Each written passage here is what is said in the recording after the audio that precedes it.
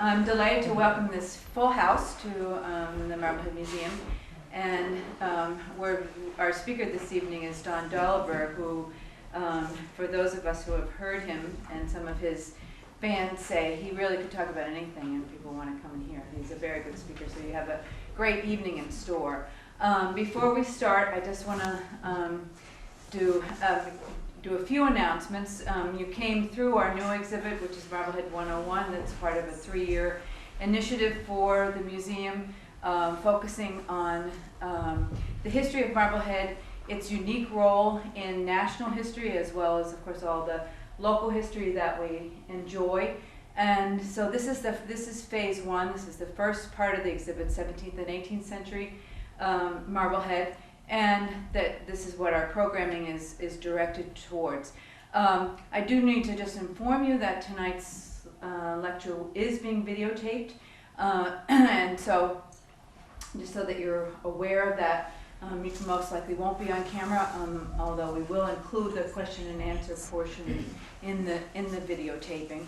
And Pam Evans from the Marblehead TV is very kindly doing the video for us, and we hope to take all of our lectures for the next 3 years and show them on Marblehead TV and make them available to other community groups as well. So that's another part of our attempt to make everyone, as certainly not necessarily more aware for many of you, but aware of the history of Marblehead. Don Doliber is retired, but he is was a history teacher. He was teacher of the Massachusetts Teacher of the Years several times. He retired as the vice principal of Masconomet High School. He is a local historian. He's also a Doliber, and so he has a vested interest in the local history and the history all the way back to the early settlement of the town of Marblehead. But that certainly isn't. He certainly has used that connection very well in terms of the wonderful research that he does, and we've been honored to have him as a speaker many times and help with exhibits and other research projects. So it's a delight to introduce Don, and so thank you very much.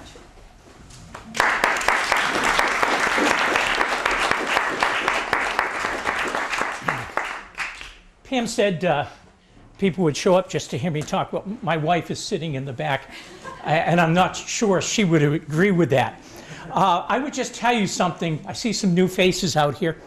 My father taught me a very valuable lesson. He said that the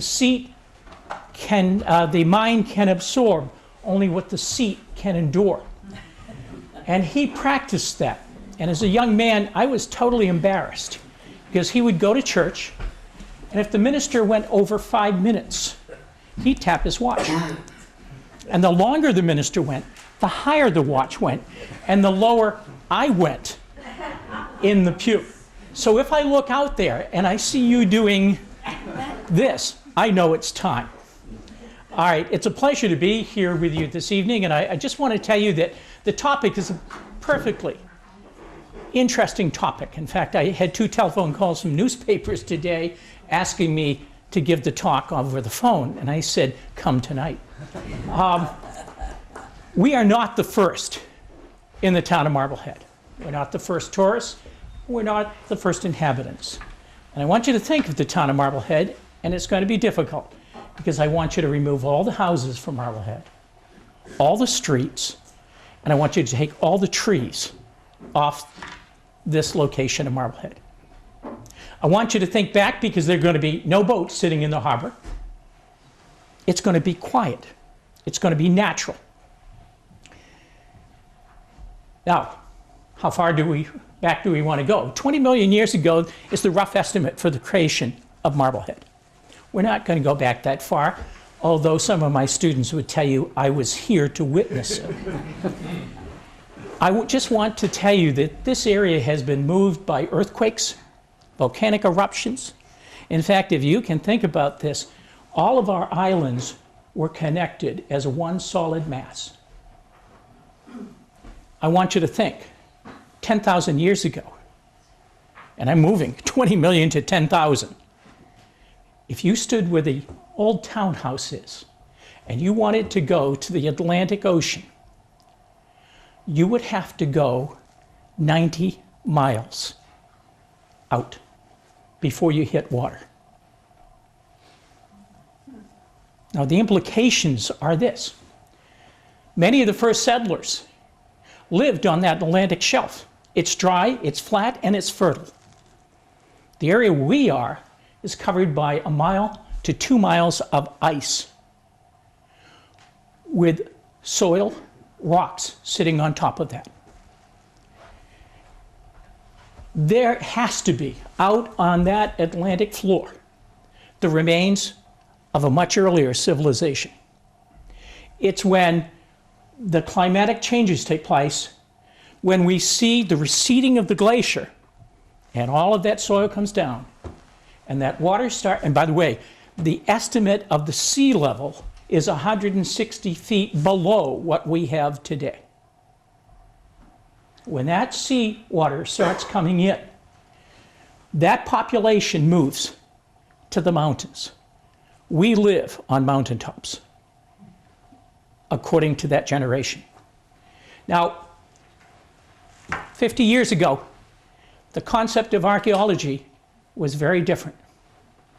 Early Americans in North America, 5,000 years at the most. And then in 1954, certain individuals, amateur archaeologists, decided that they were going to start digging in a sand pit in Ipswich, Massachusetts. They're called the Burke boys, and one of them was Bill Eldridge from Swampscott. I talked to Bill before he passed away. In fact, I think it was last year Bill passed away. Bill lived in Swampscott. As a young man, he used to walk over Marblehead property. And he told me of the places and the objects that he saw and never picked up. They worked at Bulbrook, which is near the Ipswich power plant. And they have identified artifacts going back from 15 to 20,000 years. Those were hunting camps in the mountains. What was amazing was to look at, maybe one of the Native Americans trying to reach us right now.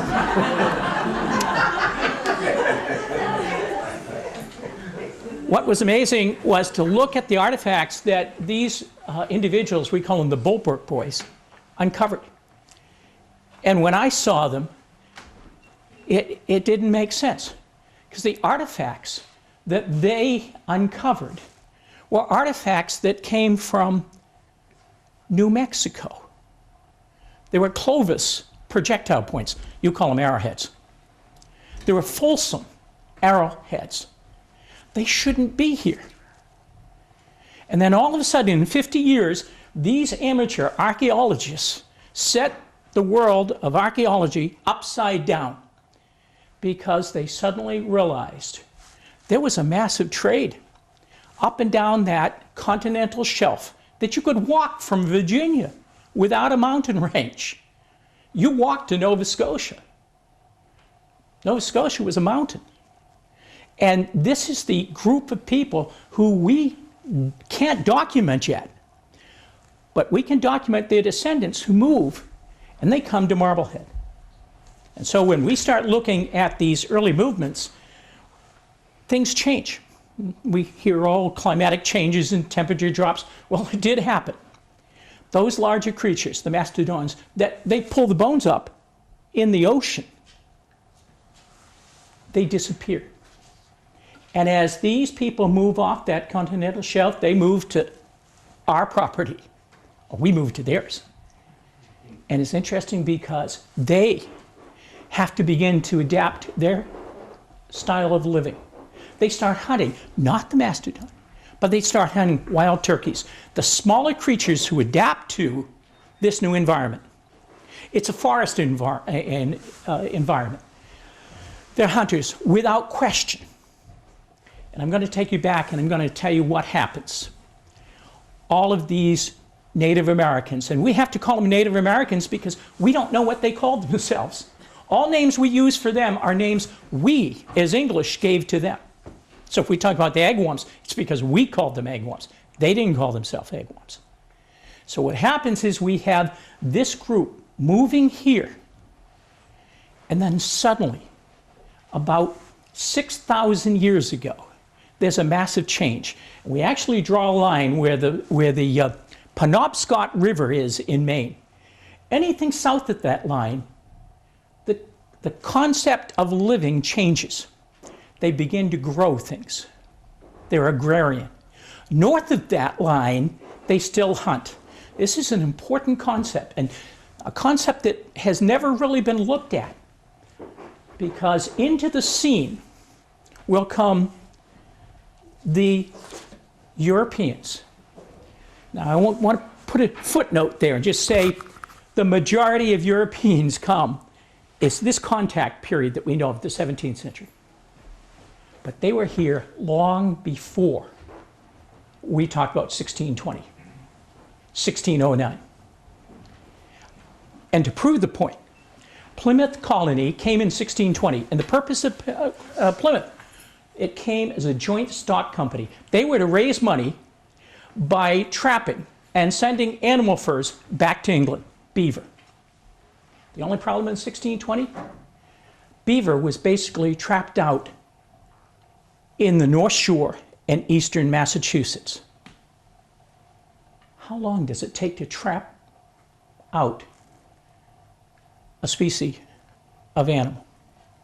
By my rough estimate, we're talking 100 years, 200 years. There were settlers here on this shore, Portuguese, French, English, Dutch. They came here and set their fishing colonies up, and then they left. But their contact begins to change the Native American. You see, the southern Native Americans are hunting to supplement, but they are also hunting the ocean. They're bringing in whales. They're fishing. They're bringing in king cod. That's a small king cod by size. Codfish went massive amount. They said anywhere from 6 to 8 feet would have been a codfish. William Wood, who wrote a book called New England Prospects, published in 1634. It was a tour guide for English to come to America. He said all you had to do was take a basket, drop it in the water, and you'd pull up cod. Think of what the waters must have been like. We know that the Indians set up fish weirs. Everyone know what a fish weir is? Okay, good. A fish weir is an easy way to catch fish. It's called the lazy man's way. You simply build a wooden stake fence with tree branches in a circle like this, and then a circle like this. So when the fish came in, they came up against this curved wooden fence at high tide. As the tide went out, it goes out directly, and they had a curved second fence behind it. And the water went out, and the fish ended up lying on the wet beach. The Native American would go out and collect the fish. Saves the hours I spent sitting in a rowboat fishing for flounders at Back Beach. It's interesting as we start to look at this culture, because things change very fast for this culture. The population of this area is probably no more than 25,000. Some people have run it up as high as 1 million Native Americans living here. I don't believe it. But once you have an agrarian culture, you can now grow food, you can harvest food from the ocean, and you can supplement by hunting. What do you think happens to the physical structure of the human body for those Native Americans? It has to change. And what is happening is the physical structure changes. The culture changes totally. Because in comes the European, and he wants to trade. What do you trade? You've got furs, you've got foodstuffs, and what is fascinating about the Indian is that, the Native American, is that he starts to trade. And for the first time, we find conflict and hostility, not with the European, but with that northern tribe that's been hunting and the southern tribes that have the agrarian nature. By the early part of the 1600s, there are war canoes filled with 40 Native Americans per canoe coming down to this area to attack. And they're attacking this group. The name of that tribe is called the Tarratines. And then you've got all these other ones that we call the Abenakis and the Pequots and the Nomkegs and the Algonquins. They're trying to defend themselves. And then Mother Nature hits this community. In 1617, an epidemic sweeps through this area. By rough estimate, between 1617 and 1618, 80% of the population of the Native Americans die within 2 weeks. Remember, the immune system, to whatever we introduced, swept through this environment. Now, all of these European settlers who are coming in and settling are picking the right area to come in. In fact, they will give you, in their writings, Moses Maverick tells us in the 1630s, he walks into these Native American settlements, because there's a second epidemic in 1633, and he said, I see the corn on the stalks, I see the firewood set, and I see bones lying on the ground unburied, because this epidemic has hit so quickly that they cannot bury their own dead. In fact, Moses Maverick talks about burying 20 to 30 Native Americans in a day. This is how tragic that epidemic aspect of those years are going to be. And the Tarratines know it, and they attack in 1634. They attack in Topsfield, Massachusetts. They take hostages, because that is trading. You're now going to trade people for whatever they want. The European understands this. And after 1630, 1660, we do not depend on the Native American to help us. The Native American depends upon us for protection. And that's going to be the story of Marblehead, because that's when we begin to see the settlement of Marblehead. That there are Native Americans who come here for seasonal, and I know, because I used to come from Topsfield, Massachusetts, and on a nice after hot day of leaving that hot Topsfield plain and coming to Leggs Hill and going up Leggs Hill, and the temperature drops 10 degrees. I'm happy to be home. Those Native Americans came here, they summered here, they were the first tourists. They didn't come in massive tribes. I guarantee they came in small family groups. And they came to different areas, and by the mid-1700s, 1800s, you could still find the outlines of their locations. In fact, they don't have wigwams that we see from the Western image.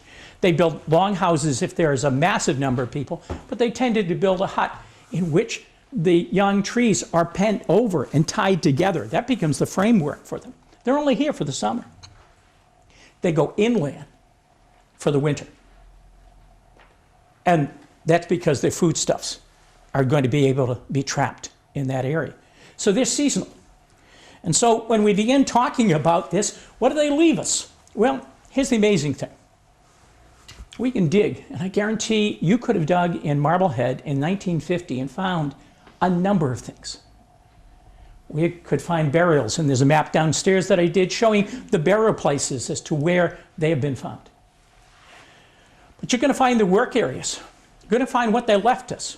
And I've got an artifact here that I took out of the ground in Topsfield, Massachusetts. I actually taught a course in archaeology, hands-on course, for students to learn. That was difficult, teaching teenagers patience, because they would only have to work a square like this, inch by inch, with a toothbrush and a brush. They learned some very valuable lessons. And one of my students rushed in. His name is Joe Burke. And Joe comes to see me Joe's grown, he has his own family, but he said, on that day, Mr. D, you taught me something. He said, I uncovered in my my square area a fireplace 3 feet down. And I uncovered it. I was so happy. I ran in to see you, and you said to me, go back out and sit at that fireplace and don't come back until you can tell me what happened. Joe sat for 2.5 hours. I sat for 2.5 hours in my office and waited. And Joe finally came in. And it would have been easy for me to tell him, but Joe had to learn. Around his fireplace, he actually found charcoal pieces. We had those charcoal pieces carbon dated, and they went back 3,000 years. And little round stones are found in part of the fireplace. And Joe said that took 2 hours. But I figured it out. You see, this was a work area for Indians, which we call Agawams, Chief Masconomet. And the wife would have brought him food, but to keep it warm, there's no microwave. So they heated these small round stones, put them in the food. So when she brought him the food, he ate the food and then spit out the round stones. Joe said, I could tell you that he worked with his right hand and spit over his right shoulder. At that moment, Joe became an archaeologist because he had taken himself back. That time period, it's in Latin we call in situ, in place. He was so excited. And he had made contact with a civilization that never had any thought they were going to leave this for Joe to work on. And it was fun. So I'm going to be doing this with you to teach you something about Native Americans, and you're going to tell me about their culture. By the way, it's easier working with students because they're not afraid to make mistakes. Now, I'm going to tell you that this history of Native Americans is that it ends very quickly for us in Marblehead. In the 1600s, Nanapashaman is the chief of the Massachusetts tribe of the Algonquin clan. He lives here. He summers here. He's a good tourist. He has encampments all over the place. He is basically I'm going to give you how the Native American would have said it. It's a Saucon. We say sachem. He is the chief of this entire area that goes as far west as Worcester, as far north as Penobscot, and as far south as Rhode Island. That's a massive area. And he holds them together until the Tarratines attack in 1619 in Saugus, and they attack him in his stockade. Oh, isn't this interesting? We use the word stockade. It's a palisade. Because of these attacking Indian tribes, they built stockades throughout Marblehead. There was some where the Glover School is, there's some Pond Street, and the biggest one, which you can still see, is Waterside Cemetery. As you come into Waterside Cemetery through the main gate, you come into the low area, past the cemetery office, and you come to a level area. And then you go up, and it's the top of that area that a stockade existed. A wooden palisade stockade to defend themselves against the attacking Tarratines. There was one in the Devereux area. You go to Treat Road, and there's a huge hill there. There was one there. Think back to Marblehead without those houses, without those trees, and you've got to pick the highest points that they could put lookouts because there are canoes coming down by water. Where are they going to be? Beacon Hill. You don't live at the lookout, but you live on the protected side. So it's going to be in the conservation property. And if you go there, there's a well still there referred to as the Indian Well, and artifacts are still being found there. Go to Treat Road, and you can come down into the Devereux area. There's a massive settlement there all the way out to Goldthwaite Beach. In fact, the remains of probably about 1,000 people were recovered there. But they are cremated remains, so it's not like digging up a skull, you're digging up partial pieces. Artifacts are taken out of that area. Pond Street. So we got Beacon, we've got Lookout Court on the Great Harbor.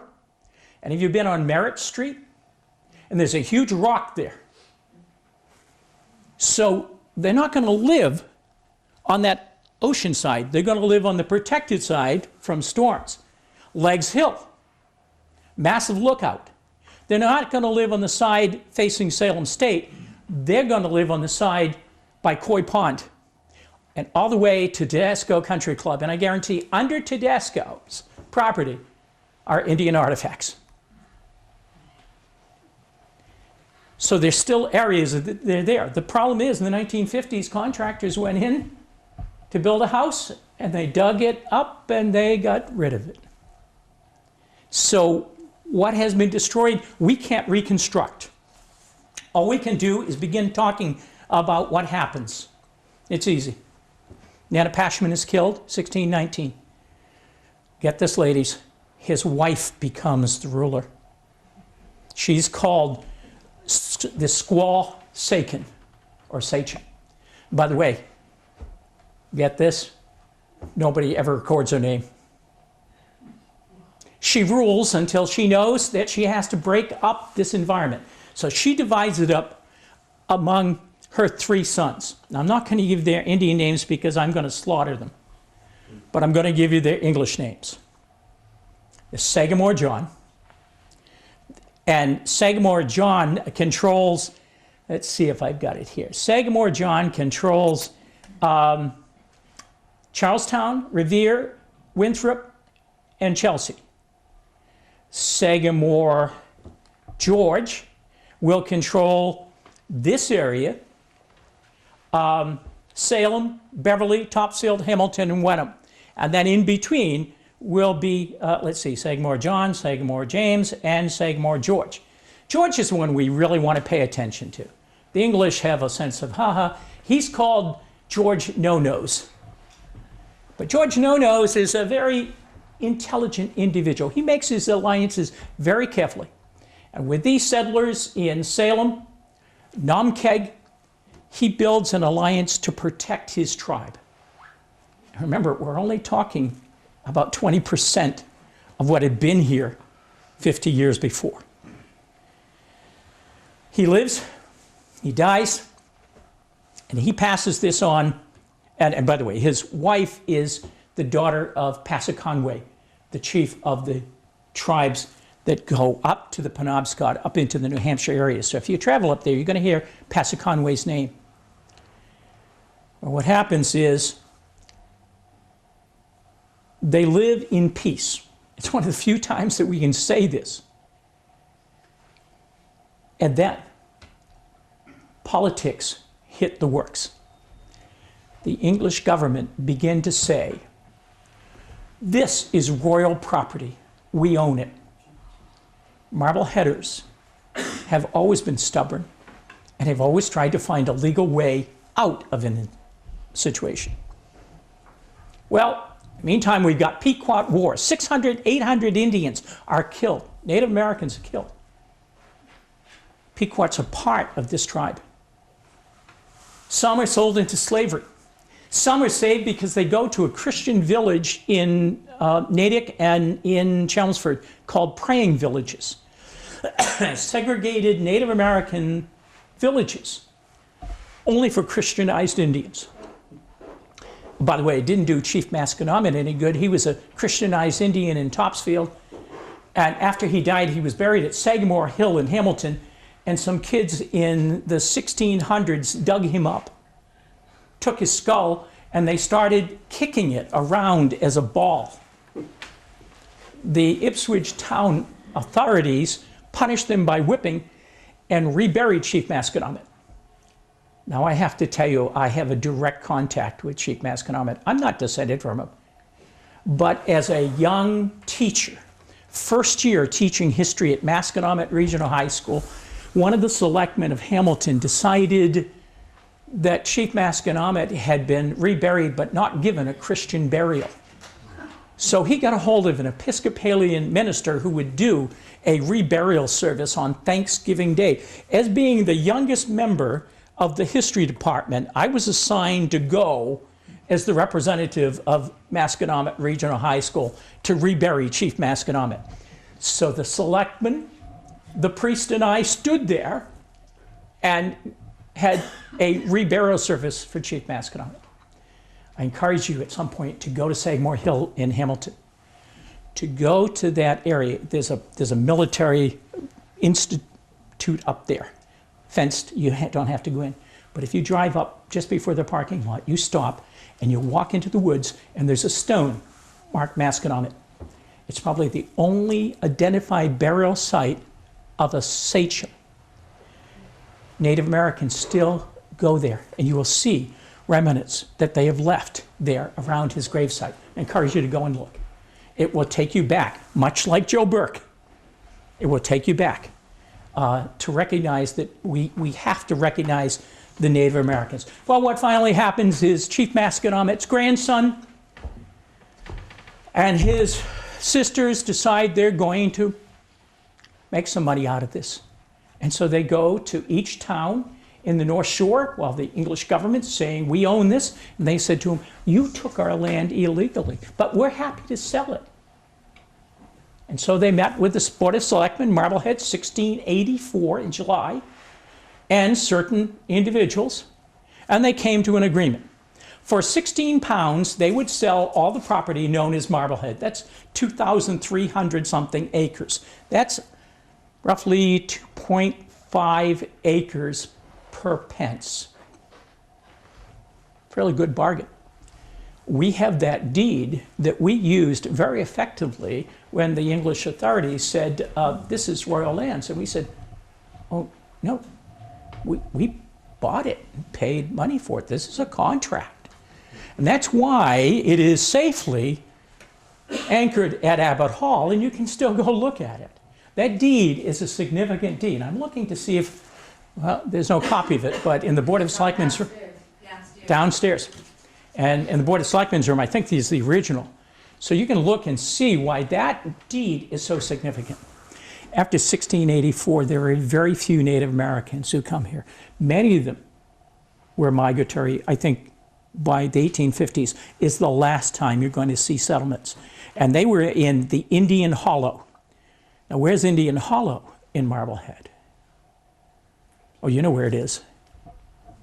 It's now being de-leaded. It's right where that train track cut in to the West Shore. And all that area was probably the last settlement to be used. And there was an excavation done there in 1915. Now, I will tell you that we've had excavations at Waterside Cemetery, and James, let's see if I get his initials right, James J.H. Gregory, actually paid to have someone go in and map out Bessem Farm. That's Waterside Cemetery. So that over at the Peabody Essex Museum, they have a diagram showing this stockade that probably would have been pulled down early. There was until 1850 a massive Indian feast area. They loved clams. What do they do with the shells? They stacked them in rows. And in the 1850s, there's actually a picture of this.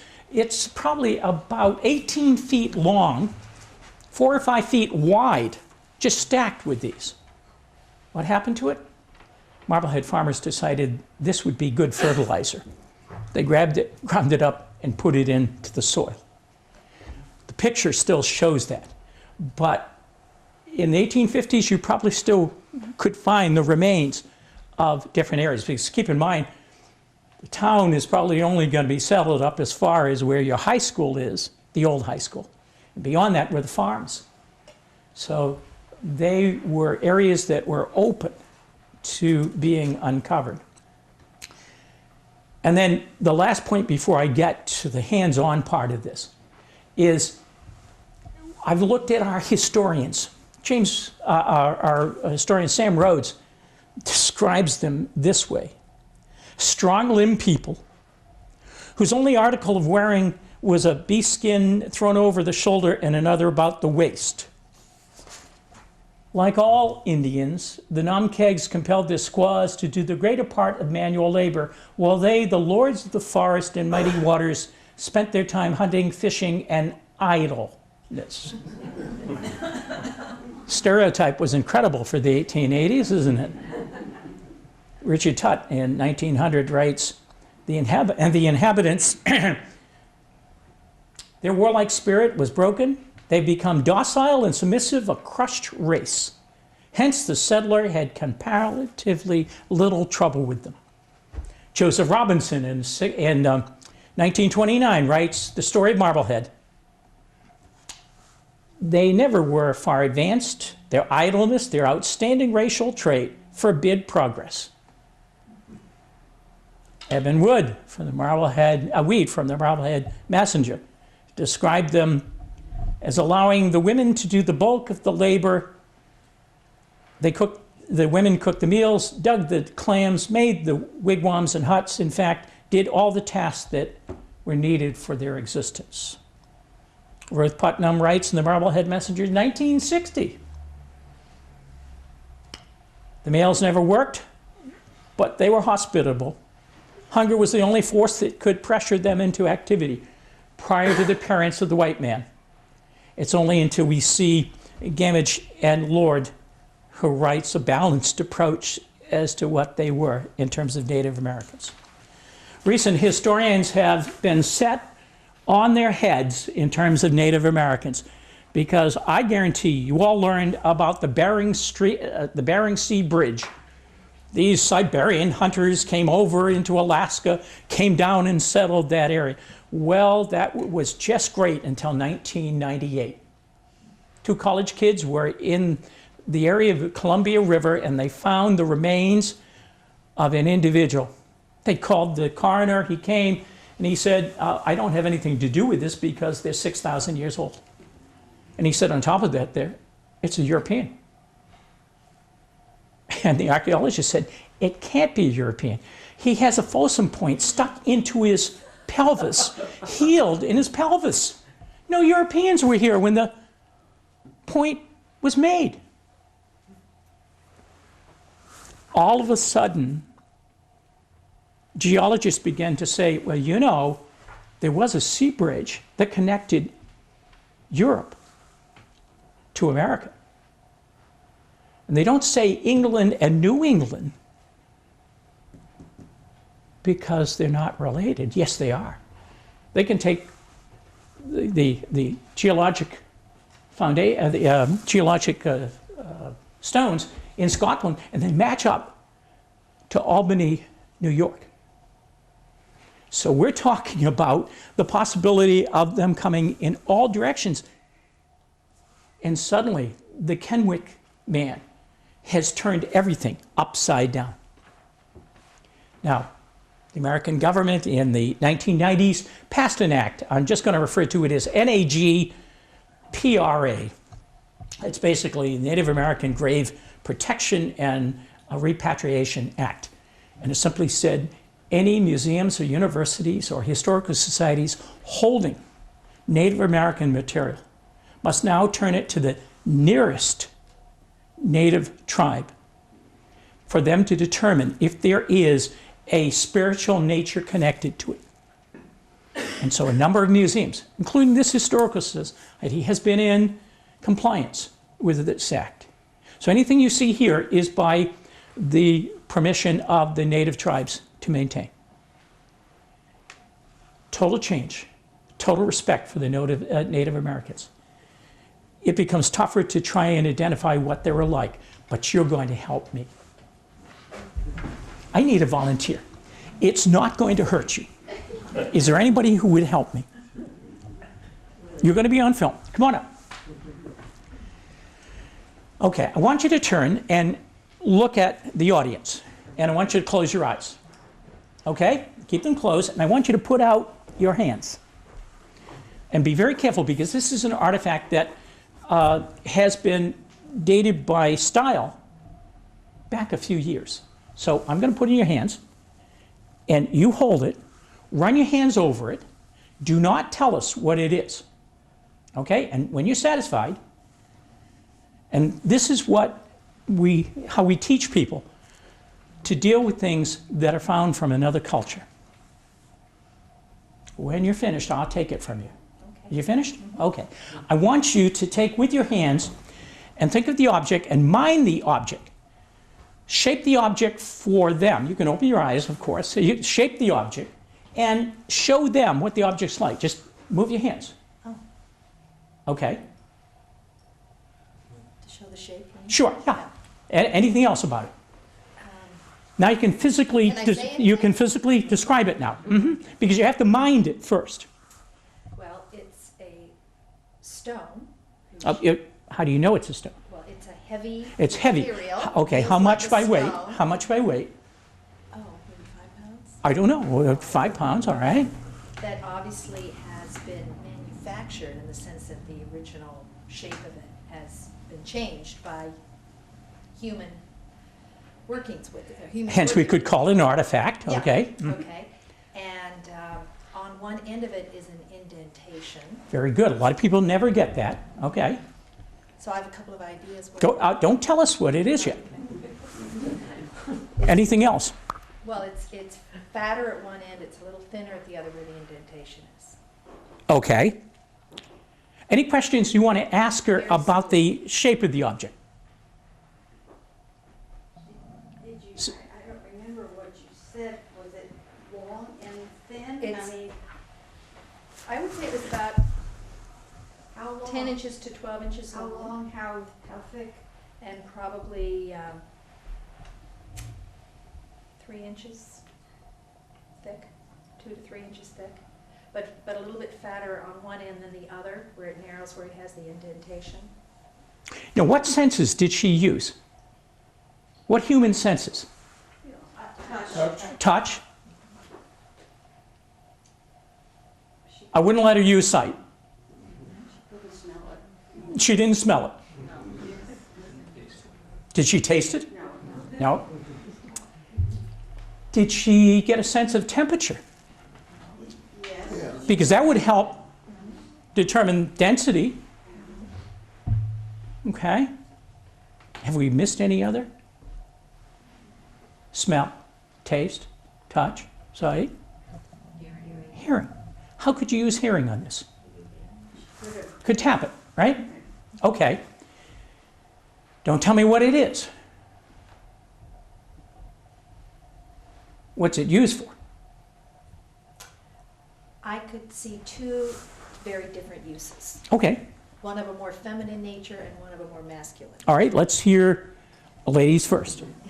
I could see a handle being attached, wrapped with some kind of sinew or twine or something at the other end, and used as a tool to beat grain, To beat grain. or to, flatten grain of some kind of, pounding motion would be used with it because of the heaviness of the stone. Okay. How about the masculine side of it? I see it used as a weapon.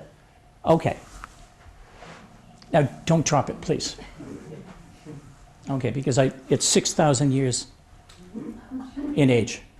Now, the stone itself is millions of years, but its use is 6,000.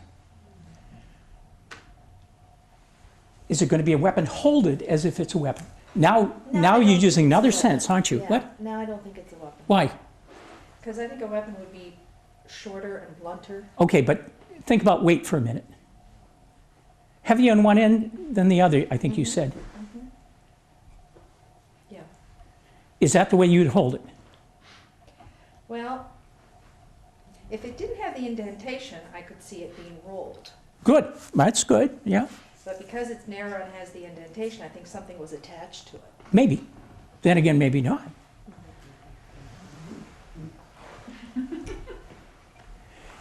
Now, if you're going to use a weapon, how would you use it if you're going to hit me with it? Watch, Linda. Well, because it's this length, I mean, you could just manually hit somebody Mhm. with it. Yeah. But if you wanted to have more control and more force, you could attach a handle to it. You could, but you'd lose some. You'd lose, yeah. some of the- Okay. So if we're going to go back to your first assumption, that it's used as some type of domestic tool.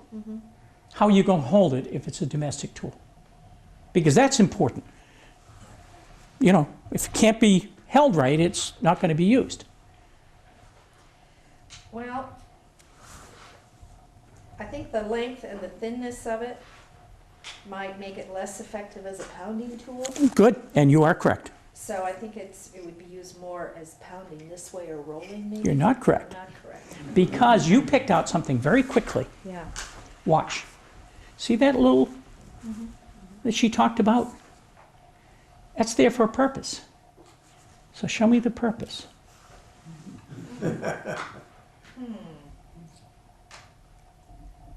Well, it provides a flatter surface. It is. To attach something. We'd probably find a groove if it was going to stay. It would slip off, wouldn't it? By the way, older generation, you would have told me it was something else.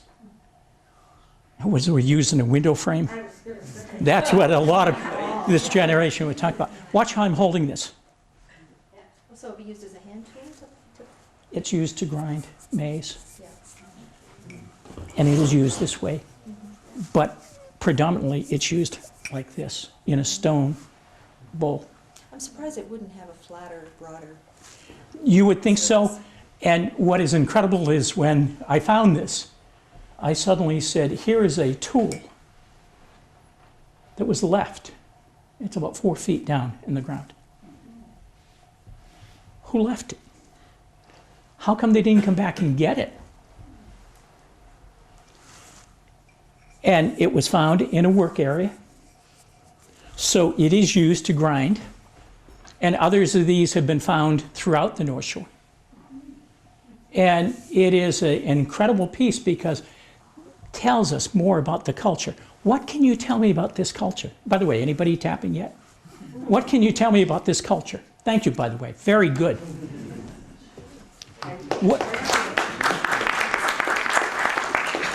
What can you tell me about this culture? Well, they could work stone. Oh, well, wait a minute. Are they what? They could work stone. They could work stone. So we could have called them Paleolithic, but 6,000 years ago, I would have called them archaic. And keep in mind, because the other items, materials they worked with, wouldn't have survived 6,000 years. So if they worked with wood, it's not there. If they worked with some other type of thing, I mean, that's the generation that we're going to be proud of. They're going to judge us by Coke cans and plastic. Okay, and that's incredible that we're going to be judged by that. So here is this object. They worked in stone. What else do we know about this generation? Well, they also were agricultural. They were growing grain. They're growing something, and if they're growing something, it means that they have to stay to harvest it, so we know their environment is going to have to be semi-permanent. What else do we know about them?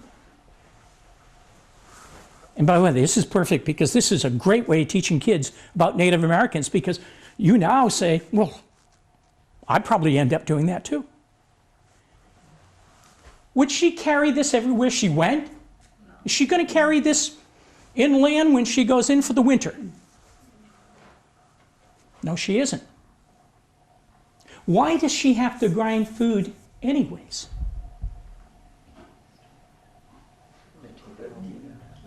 Why doesn't she just, what's that? To cook it? To cook it. Why does she have to cook it?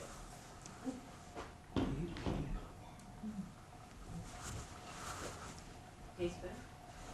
She what? It tastes better? Does it taste better cooked? Oh, I like steaks.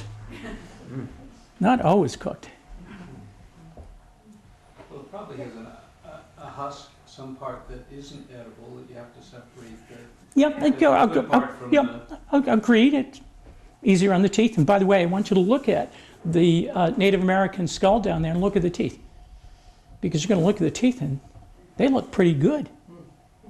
But remember, they had no sugar. Okay? There was no Oreo cookies. Okay, so Well, they had to stay here in the summer long enough for the crop to grow. Good. And then they could go someplace else. okay, come on, keep on going. You're right. Well, make food that they could transport. Make food they could transport. Now, this is important to understand about the Native American. They had no concept of ownership of land. They took only from the land that which they needed. They were true conservationists. They trapped the food only for the amount that they needed and for a little bit beyond that, trusting that there would always be a source of food. Now, it's an interesting culture, isn't it? They don't own land. Land belongs to everybody. So this culture is in conflict. They have to store food. Some things are coming. It may be an epidemic. This culture is not a culture that is totally happy with themselves. And by the way, I do an experiment with a Coke can and a Coke bottle and ask kids to tell me what their culture is like just based on those two objects. And once they do that, it's incredible. By the way, when you walk, do you look down? The older we get, I think we do look down. But I guarantee most of us do not. After kids used to take my archaeology course, they would walk, and they were walking beaches, and they'd bring in and say, look at this, Mr. D. And I said, yeah, you just found an arrowhead. And remember working on these arrowheads by percussion, strike method. It didn't always work out. And the broken pieces they threw to the side. Masconomet Regional High School is an area for roughly about 2,000 Indians. Work area. It's a cemetery out back, and I hate to tell you this, I used to look forward to somebody in the community dying. Because they would go out and dig the grave and throw the dirt off to the side, bury the person, take some of the dirt and put it back. I'd go out afterwards and sift through the dirt piles and come up with flakes of arrowheads that were made. Remember, a good Native American, if he made an arrowhead and he shot it and he missed, he went and got it because it was hard work.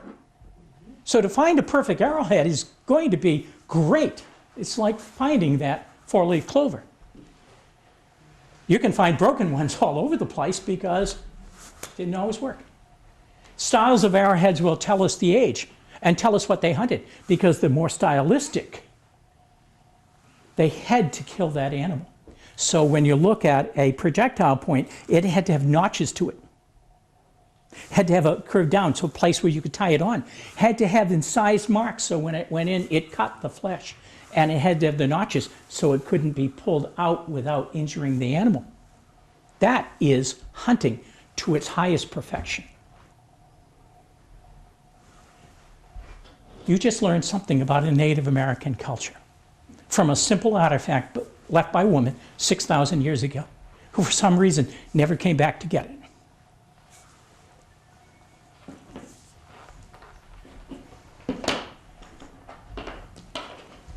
Piece of pottery from the Masconomet property. Piece of Native American property, pottery from the Southwest. What can you tell me about the two cultures? And by the way, if it's a perfect piece of pottery, they kept it. They knew how to make fire? They knew how to make fire because? Well, they would have to cure this somehow. Harden it in some way. Okay. See the thickness of it. See the thickness of it. Which is older? This is. What about this culture versus this culture? This is Topsfield, Massachusetts. This is Southwest. Same time period. It seems like a decoration. Has decoration. Once you start to add decoration, now you understand there's leisure time. You now add to the culture that there's time. They don't have to hunt all the time. They don't have to grow all the time. So we've just added some qualities to the Native American. Pam, I've been going for almost an hour. I'll stop right now. Are there any questions that I can answer for you? Yes, sir.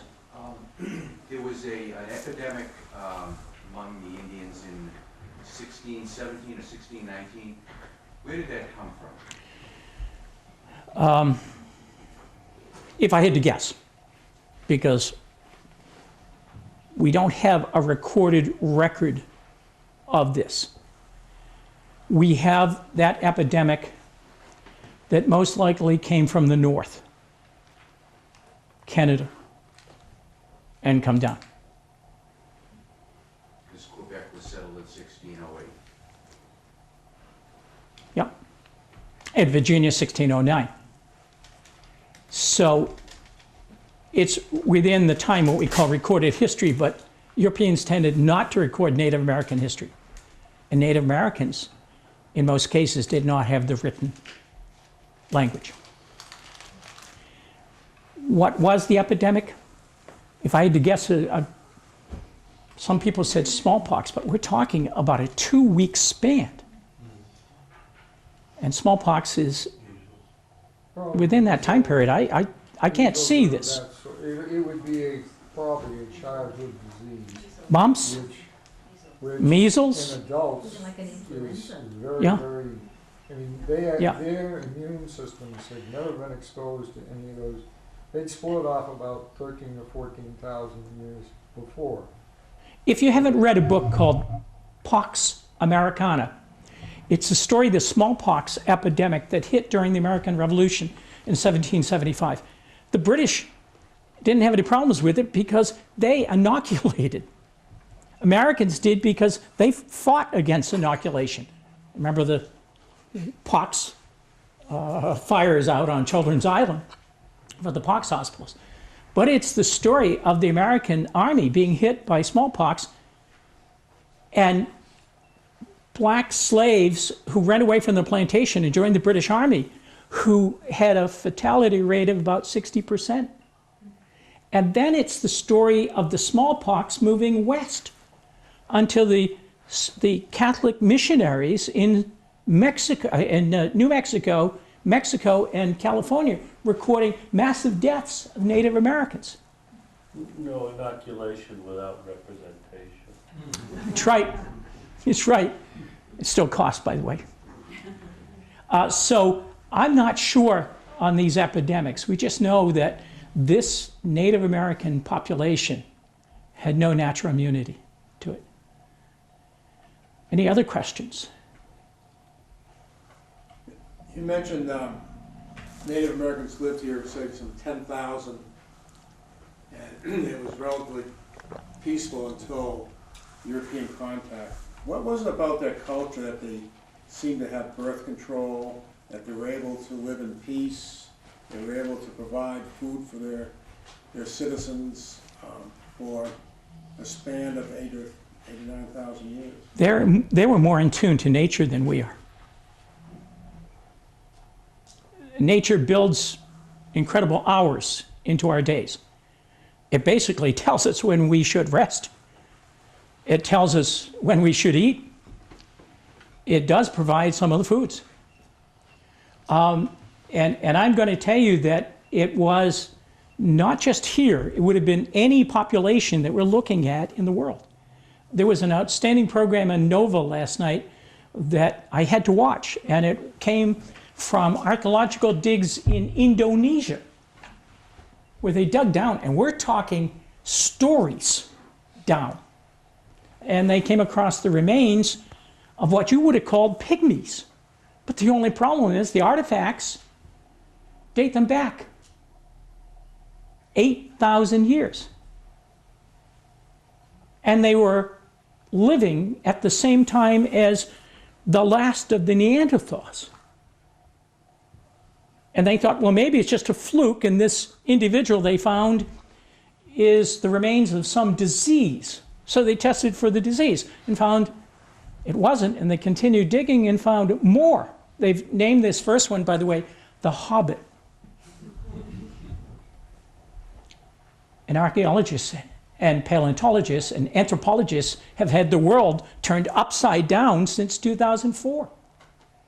Because this person shouldn't be here because, you know, that one where you see the creature going like this and the next person to follow, you get to Homo erectus who's standing, that's us. This thing belongs there. And he should be here. How is it that we know these people lived in peace? How is it we know that they didn't have an impact on the land? Only, and you're right, you bring up a really good issue that is important in the field of frame of reference and historiography. We can only judge by the artifacts they leave us and by the style of weapon they have, because as hostility improves, humans improve their weapons. They don't improve their food supplies, they improve their weapons. So by looking at those artifacts, you can tell that the hunting is done not for man, but for creatures for food. So once you do that, once you start finding them having to store food, then you can start to make some assumptions. Now, I don't know much about this area, but I have read that many cultures, did things to encourage the development of livestock, of animals. And one way you do that is you burn the forest. The forest that is very dense doesn't support deer, doesn't support much.